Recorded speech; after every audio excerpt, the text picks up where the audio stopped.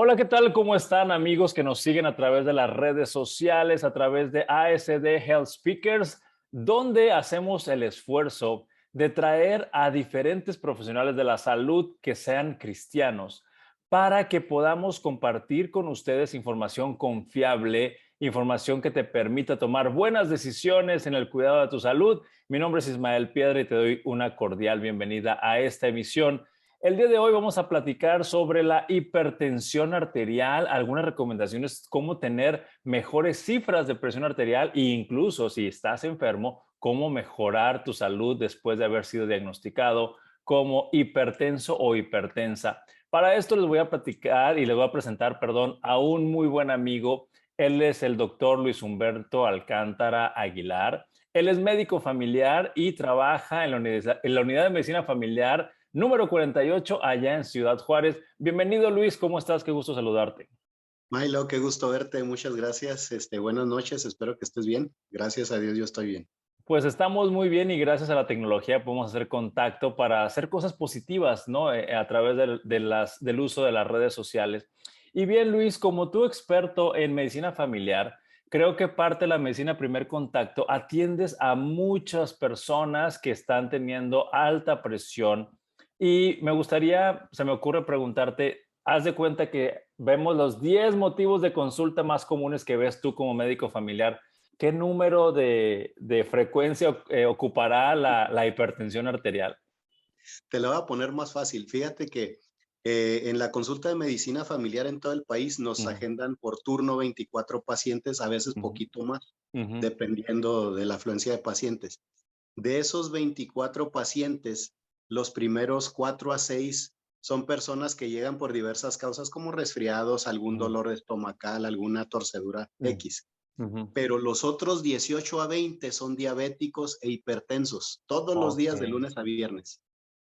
Bien, entonces sí estamos Creo que hablando eso de dice que mucho, ¿no? es algo cotidiano que estás atendiendo personas de muchas edades y de muchas circunstancias de salud que, manifiestan la alta presión.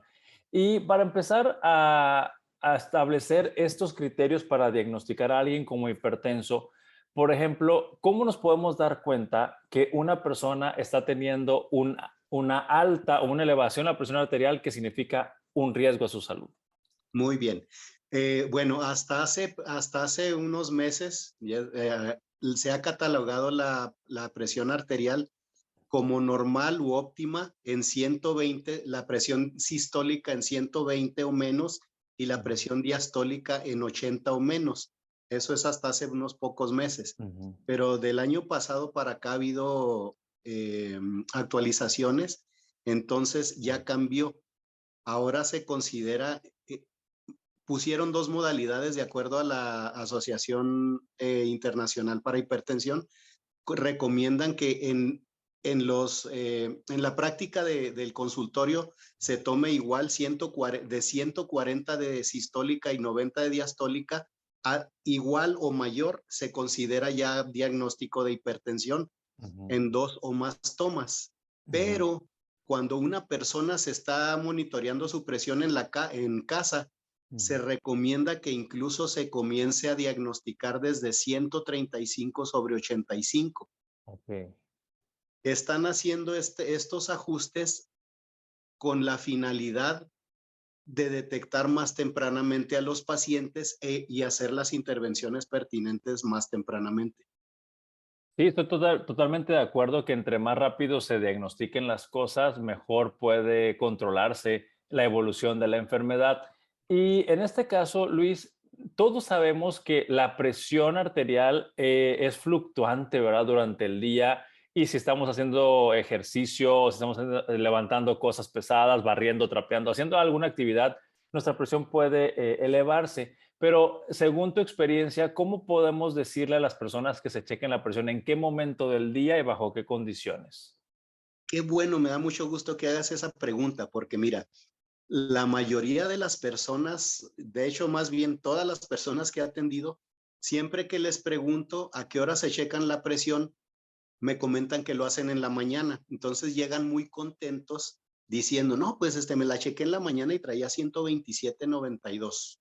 La diastólica un poquito alta y la sistólica entre azul y buenas noches. Pero hay algo que yo he notado en mi práctica personal, algo muy interesante.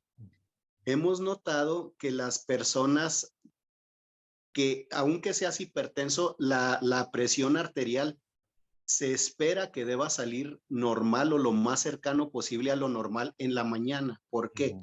Estás recién despertado, recién descansado, no se ha acumulado el estrés de todo el día, entre otros factores que más adelante vamos a mencionar. Por ende, si la persona quiere monitorear, medir su presión arterial por propósito solamente de monitoreo, de vigilancia, mi recomendación sería que lo hagan en la tarde, noche, incluso antes de dormir, porque ahí ya se acumuló todo el estrés del día y otros factores.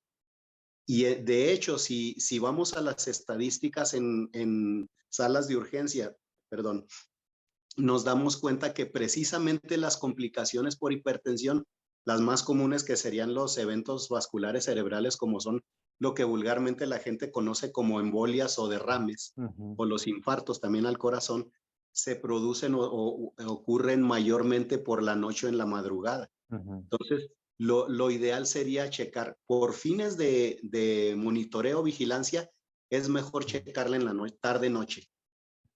Bien, y yo recuerdo, Luis, que la Asociación Americana de Corazón recomendaba que para tomarte la presión, no tuvieras ganas de ir al baño, que no hayas comido, que no hayas hecho alguna actividad física durante los últimos 20, 30 minutos. ¿Eso todavía está vigente para tomarte la presión?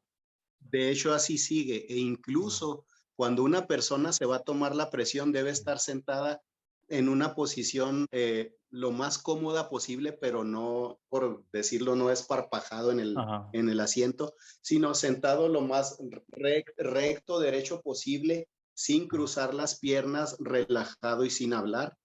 En efecto, sin haber realizado actividad física eh, moderada, intensa en los últimos 20, 30 minutos, que no tengas ganas de ir al baño, que no hayas caminado, cargado objetos pesados, etcétera. Claro que sí, eso sigue vigente.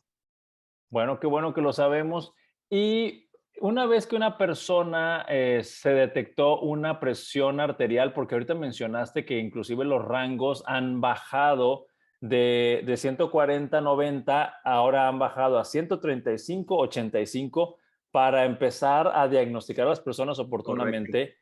¿Cuántas tomas de presión arterial necesitas tener fuera de rango para decir, ya eres hipertenso? Para establecer el diagnóstico. Con 2 o más tomas, Ujú. que sean mínimo 6 horas de diferencia entre una toma y otra. De hecho, precisamente eso es cuando las tomas están en 140/90 o más en el consultorio, cuando son en casa 135/85, igual 2 o más tomas, pero hay un dato muy interesante. Precisamente a la hipertensión arterial sistémica crónica se le llama el asesino silencioso porque no da síntomas. Mucha gente dice, yo me siento bien, o cuando llegan a la consulta les pregunto solamente por, como dicen vulgarmente, por tantearlos, a ver qué tanto interés tienen en su propia salud y a ver si se están monitoreando en casa. Les pregunto, la última vez que se revisó usted la presión arterial en casa, ¿cuánto traía? Y me dice, no, pues la verdad ya tiene mucho que no me la checo, pero yo me siento bien. Y por más de la mitad de esas personas, como mi turno es el vespertino, ya me dio oportunidad de tomar cifras un poco más fidedignas, porque en la mañana pues están bien descansados, relajados. Si les tomas la presión en la mañana, aunque sean hipertensos, si te quedas con esa medición, pues qué bueno, o sea, quiere decir que al menos en ese momento están bien, pero eso no quiere decir que más al rato van a seguir con ese mismo nivel. Entonces, estas personas, cuando les tomo yo la presión en la tarde, noche, ya que es mi turno, ya casi para a esta hora más o menos, les tomo la presión y andan en 180/100, 180/90. Wow. Ujú, Entonces, precisamente las nuevas guías de práctica clínica mencionan que cuando por primera vez detectas a una persona con cifras en ujú, 180 sobre ujú, 110, con esa primera toma tienes ujú, para hacer el diagnóstico, no ujú, necesitas dos o ujú, una toma más o más tomas. Con una sola en esos niveles es suficiente para hacer el diagnóstico, pero no solo eso. Eso obliga al médico a dar una atención de urgencia, ujú, además de buscar daño a órganos ujú, blancos, como serían cerebro, ojos, corazón, riñones, etcétera. De hecho, todo el cuerpo se ujú, daña, ¿no? Pero ujú. estos son los lugares donde más fácil se detectan y más rápido se detectan los daños. Oye, doctor Luis, hay algo que no puedo evitar preguntarte, porque también es bien sabido que algunas personas cuando van a los hospitales se ponen nerviosones y simplemente ver a los doctores o que te digan, te voy a tomar la presión, suficiente para que se te suba un poquito. Correcto. Y de hecho, sabes que también me Sí. pasa. Tengo tres pacientes a los que aprecio mucho. Ujú, Uno de ellos, de hecho, es papá de una compañera ujú, enfermera. ujú, El hombre es un varón como de unos, te diré, 56 ujú, años, ujú, pero lo ves tú, el cuate está bien musculoso. Ese hombre ujú, hace ejercicio hasta en el ejercicio. ujú, Es una persona, me da gusto mucho cómo se cuida, porque es bien quisquilloso ujú, en el cuidado de su salud. ujú, Pero el problema con él es que caemos en el otro extremo. ujú, Es tan cuidadoso y se preocupa tanto que ya aquí ya no son factores de estilo de vida lo que lo arruinan, sino precisamente sus factores emocionales como su ujú, preocupación por la salud, lo que hace que su presión se eleve más allá de ujú, lo normal. Llega conmigo y lo encuentro con cifras altas. ujú, Va a su casa y de hecho día con día, mañana, tarde y noche me trae los registros bien puntuales, ujú. hasta parece administrador así con horarios y todo, presiones de quinceañero, pero llega conmigo Se le sube. se eleva su presión y eso es lo que conocemos como la hipertensión de bata blanca. Entonces, precisamente para no desenmascarar o más bien descartar que esté Ujú, sucediendo ese fenómeno, porque también tengo otros pacientes que de igual manera son hipertensos y no se cuidan tanto. Y sí, me traen las lecturas de su casa y están pues, descontroladas, no tanto como para decir, oye, me ujú, voy a jalar los ujú, pelos de estrés ujú, porque se va a morir ujú, ahorita, ujú, no, ujú. pero cuando llegan conmigo, les encuentro cifras mucho más altas que las que ellos me Mm, traen. Entonces sí se ponen nerviosos cuando ujú, llegan en algunos casos con nosotros. Y pues eso es el fenómeno conocido como hipertensión de bata blanca, ujú, que más que nada es generado por estrés, preocupación del paciente en muchas ocasiones de que el médico lo vaya a regañar ujú, o que le vaya a dar un resultado ujú, desagradable, una noticia desagradable, y ese ujú, tipo de tensión ujú. también genera este fenómeno en algunos pacientes. Pues muchas gracias por aclararlo, porque sí, se ha visto en algunos textos que hablan de esa reacción de las personas cuando son revisadas y les van a tomar la presión, como que se les sube un poquito. Pero qué bueno que nos dices que ahí se contrasta con las otras presiones que se toman en la casa para poder establecer el criterio diagnóstico. Y bien, quiero entrar en un terreno para conocer tu experiencia, Luis. Hemos sabido, por ejemplo, que las personas que tienen más riesgo de tener hipertensión, pues son los que tienen sobrepeso o los que tienen diabetes, como lo mencionaste hace ratito. Pero también hemos sabido que si una persona baja de peso, la presión arterial también baja.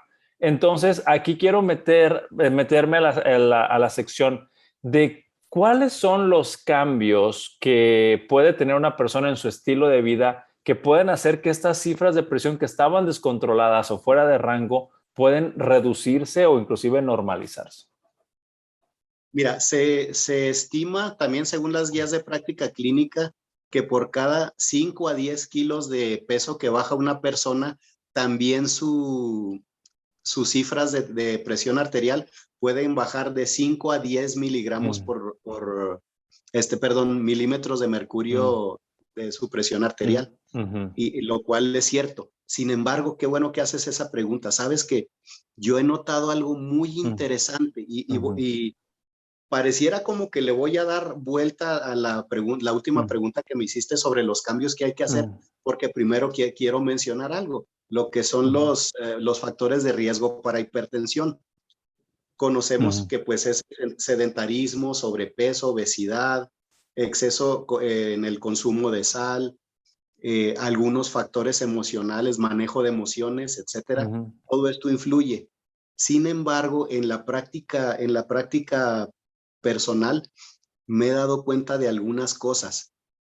Las guías de práctica clínica también, tanto del CENETEC como de la Asociación Americana del Corazón, etcétera, mencionan los factores de riesgo que ya mencionamos, sedentarismo, obesidad, sobrepeso, consumo de sal, el tabaquismo también lo mencionan.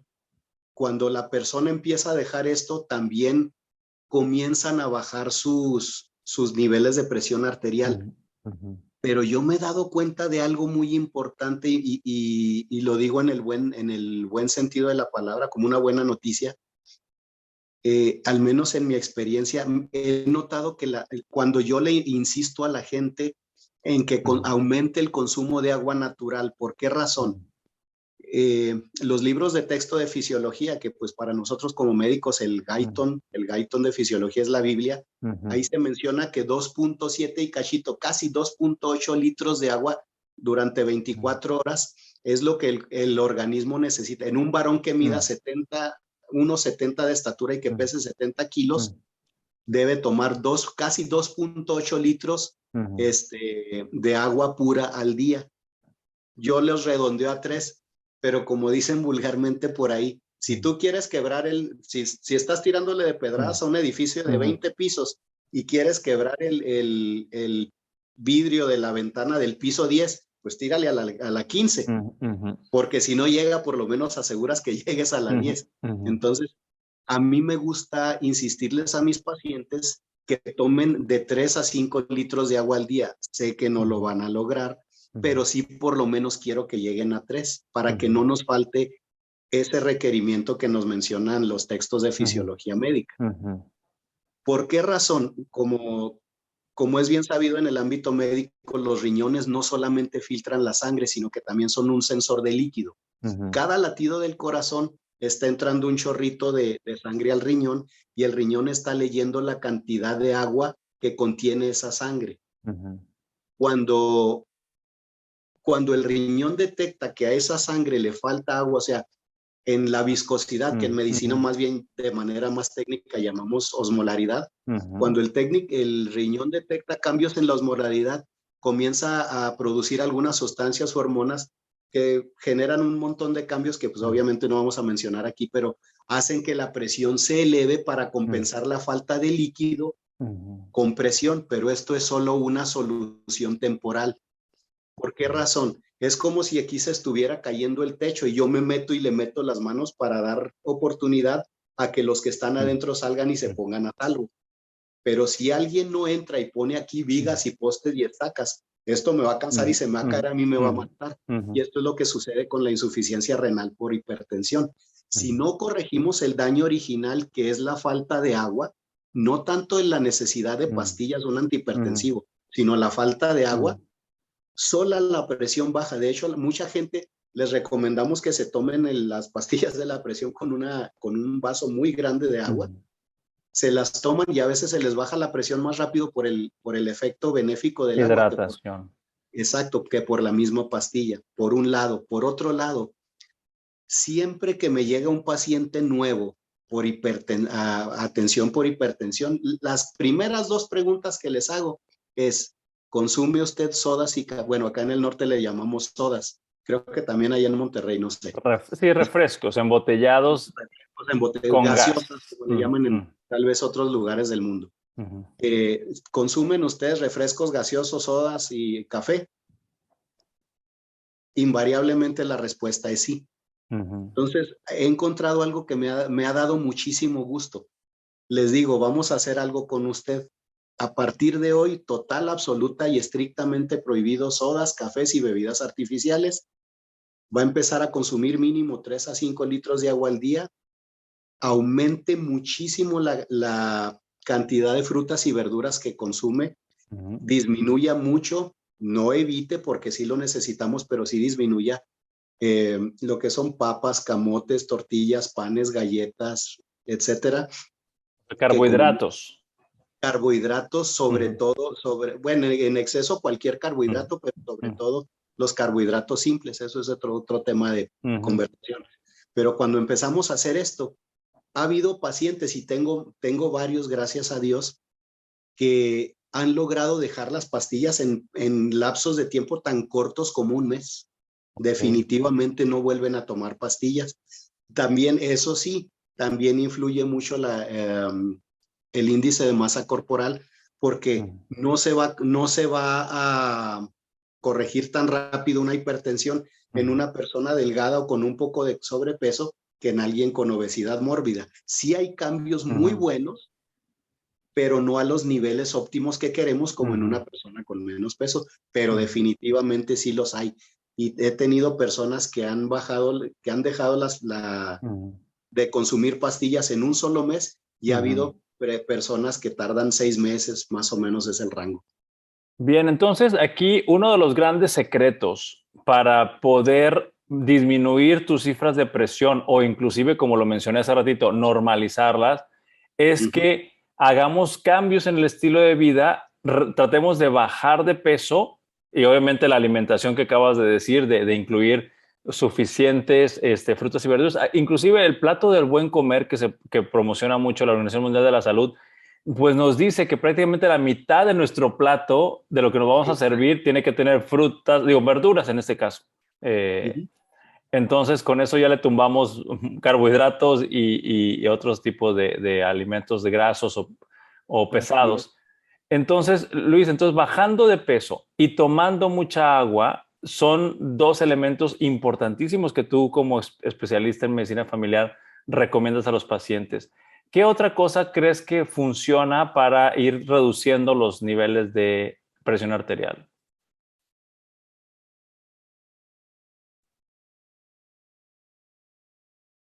Esta pregunta es el meollo del asunto, y qué bueno que la dejamos para el final, o casi el Mm, final, no sé mm, si vamos a cerca del final, pero así hagamos todo lo que hayamos hecho hasta ahorita, alimentación incluso vegetariana, eh,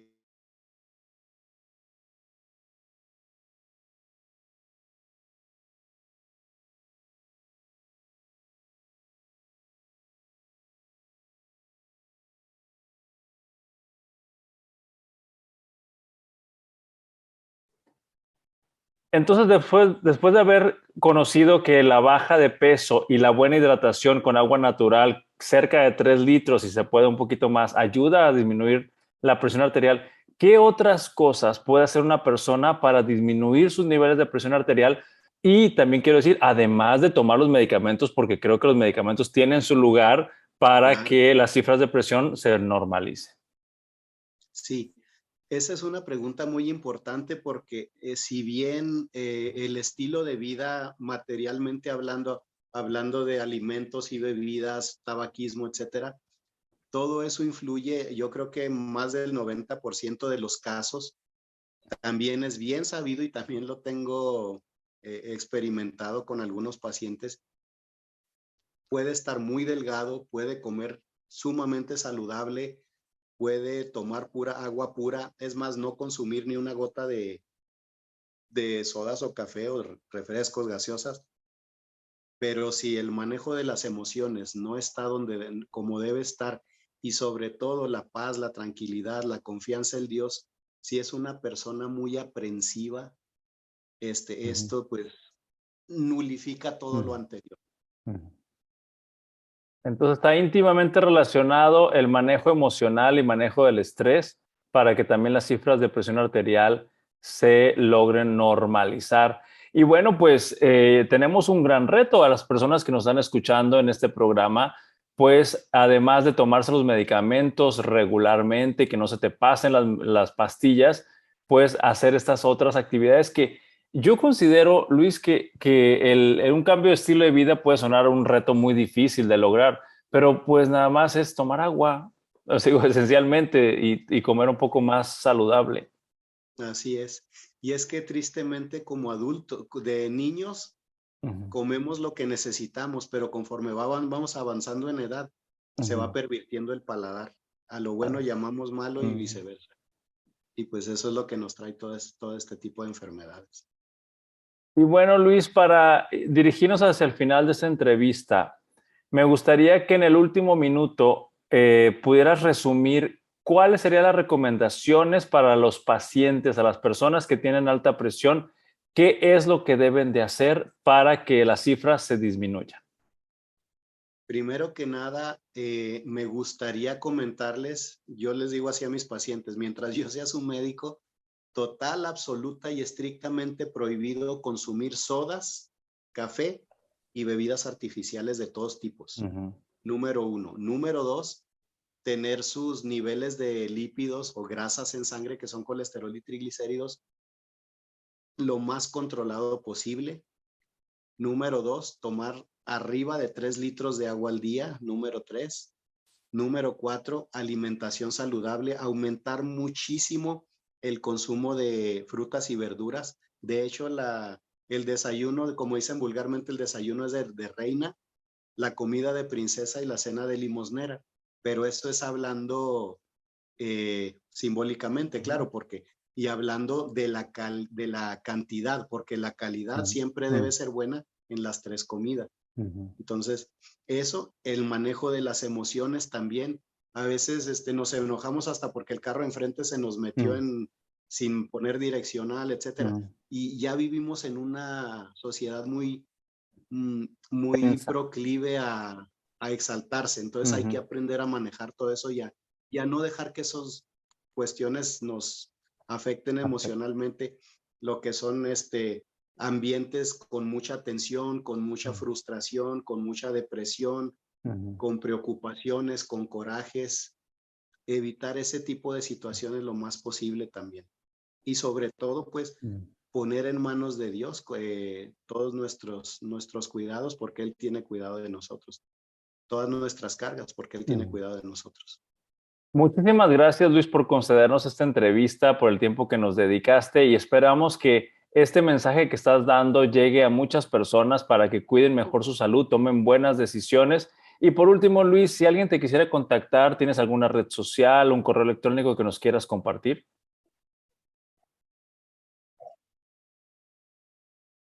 Claro que sí, bueno, si gustas, puedo dejarles mi número de teléfono y mi correo electrónico. Mi correo es doc, de doc, Ujú, doc-bajo, luishaguilar@hotmail.com. ujú, Y mi número de teléfono es 333, traigo la de Guadalajara, triple ujú. tres 814-2648. Se los repito, doc-luishaguilar@hotmail.com y el teléfono es 333-814-2648. Pues nuevamente te agradezco mucho, doctor Luis Humberto Alcántara Aguilar, médico familiar que trabajas allá en Chihuahua. Un gusto haber platicado contigo y a amigos que nos vieron por este video y por esta entrevista que estamos pasando por diferentes medios digitales. Compartan la información porque entre más personas cuiden su salud, más calidad de vida van a tener en un futuro. Mi nombre es Ismael Piedra y nos vemos en el próximo episodio. Hasta la vista. Un abrazo, hermano.